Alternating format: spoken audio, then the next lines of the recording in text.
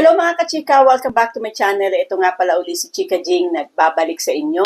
Ngayon po, ang topic natin medyo hindi maselan pero ito ay usaping mag-asawa o hindi sa ngayon magkasintahan na rin kasi marami nang gumagawa nito.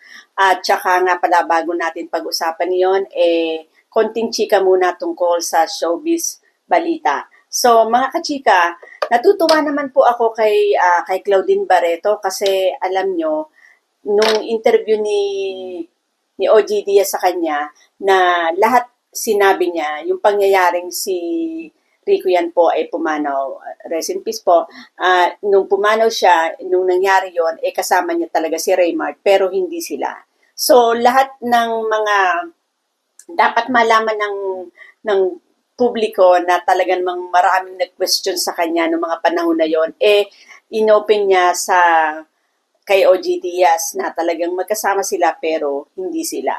So, ramdam na ramdam ko yung nararamdaman ni Claudine Barreto, mga kachika, kasi ako, meron din akong pumanaw na ex-boyfriend ng mga panahong 20 years old pa lang kami, mga kabataan namin. Kaya ramdam na ramdam ko na nagsasabi talaga ng totoo si Claudine Barreto. Hey, Clau, saludo ako sa iyo. Maraming salamat sa open up. I mean, hindi naman niya kailangan mag-explain sa atin, pero pinili niya talaga na maging totoo sa ating lahat. Salamat, Clau, at saka God bless. Ganun din kay Kuya Ogie. Salamat, Kuya Ogie, sa pag-interview kay Clau. So ngayon, ngayon naman, tumungo tayo sa aking topic na talaga namang ano nga ba ang dahilan ng mga lalaki, karamihan ba o kadalasan ba o hindi naman, na wala silang gana sa kaparehan nila o sa asawa nila o minsan sa girlfriend nila. Yun nga mga kachika, ang topic natin ngayon tungkol sa mag-asawa at bakit ang kaparehan niya o asawa niya walang gana sa kanya paggabi. So mga kachika, ano ang dahilan nito? Saan ito nagmumula? Di ba nakakapraning mag-isip? Bakit walang gana si Mister? Kumbaga, pero alam mo mga kachika, bago natin pag-usapan yon, pag-usapan naman natin yung tayong mga babae, ayaw natin magulbit sa asawa natin. Maraming nahihiya, kumbaga, di ba? So, parang pag gusto mo, kahit gusto mo na, hindi mo makulbit si Mister kasi nahihiya ka. Maraming ganung klase, di ba? Tama ba o mali? Pero minsan wala na tayong gana kasi sobrang pagod na tayo. Marami tayong trabaho. Oops, ang camera ko gumalaw. So, yun nga pala. Yun, mga kachika, tayo sa side natin, ganun kadalasan na nangyayari. Pero pag-usapan natin, bakit si Mister, minsan walang gana sa inyo. Di ba nakakapag-isip? Kung ano-ano pumapasok sa isip nyo, ano ba ito? Meron ba itong babae? Yun, minsan kadalasan, di ba, ang iniisip natin. Naisip nyo ba na pagod lang si Mister? Kaya ganon? O naisip nyo ba na may masakit sa kanya? Kaya ganon? Pero alam nyo, vice versa. Ganon din dapat ang iniisip ni Mister. May masakit ba sa misis nyo? O meron bang, sobrang bang pagod ni misis? Diba? Parang ano lang yan vice versa lang ang iisipin mo dyan Pero tayong mga babae, karamihan sa atin, ang iniisip natin, may kulasisi ang mister nyo. O mister natin, gano'n. Meron silang kulasisi kaya walang gana. Kasi katatapos lang nila dun sa kulasisi nila, di ba? So, mga kachika, hindi ko alam kung paano ko i-explain sa inyo to, pero yun nga ang karamihan na lumalabas at iniisip natin na meron silang kulasisi. So, paano natin malalaman yun kung totoo? Diba?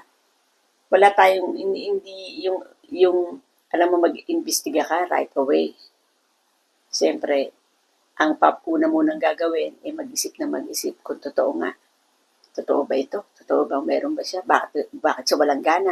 O hindi naman kaya, mga kachika, kailangan yung magpostura, maligo, 'di ba? Kasi tayo sobrang pagod yung ibang mga misis nakakalimutan ng alam mo na, magpaganda, maligo. Siyempre ang mga mister gusto rin nila 'yon. Kaya minsan gusto nila kaya umarte ka kaya ng kabit, parang kabit ka. Baka mas gusto pa nila 'yon, yung para kang mistress na kulasisi. Baka doon gaganahan pa si mister, 'di ba? Joke lang 'yon, pero alam niyo minsan totoo 'yun. Pwedeng gawin 'yon. Para naman may sa relasyon niyo. Pero yun nga, ang nakakapagtaka si mister, minsan walang gana. Hindi natin alam kung anong dahilan. Pero yun ang mga sinabi kong dahilan, pwede rin ganun. May sakit, pagod na pagod sa trabaho, o hindi gusto yung amoy mo, o hindi nalilinisan. Alam mo na, medyo hindi ka sexy nung time na yon, o yun ang mga dahilan, di ba? Pero ang pinaka-dahilan na iniisip natin, baka may babae. May babae kaya, di ba? Pero ako naman sa akin, hindi naman porke ayaw ni mister, walang gana, may babae.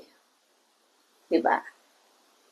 Pero, ang lalaki, Diyos me, kahit may, alam mo yung, kumbaga, kahit pagod, may gana yung mga yan. Hindi pwedeng wala, kahit ano. Kaya, ang talagang number one lang naisipin nyo ay may kulasisi. Diba? So, comment down below mga kachika kung yun nga totoo. O kung yun din ba ang nasa isip nyo pagka walang gana si mister. May kulasisi ba? O pagod lang? O may sakit? O kayo ang dahilan? Diba? O tayo ang dahilan. Kasali na ako doon mga kachika. Ako lang to diba? Ito lang ang pananaw ko. Ito lang ang tanong ko sa inyo mga kachika. Ano kaya ang dahilan? Diba? Comment down below kung meron kayo na experience na gano'n. Para mapag-usapan natin ulit. So mga kachika, yun lang ang aking topic ngayong araw na ito.